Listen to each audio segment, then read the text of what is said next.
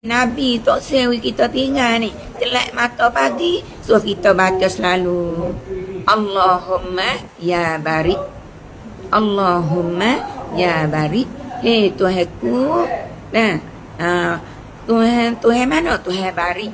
Barik al-barik ini salah satu daripada nama Tuhan dalam 99. Nabi kata kalaulah kita baca belum subuh atau lepas main subuh 40 kali sehari, Allahumma sekali atau kita ya barik, ya barik, ya barik, ya barik sampai 40 kali, insya-Allah kita serah diri kita pada Allah Taala, Tuhan akan jaga.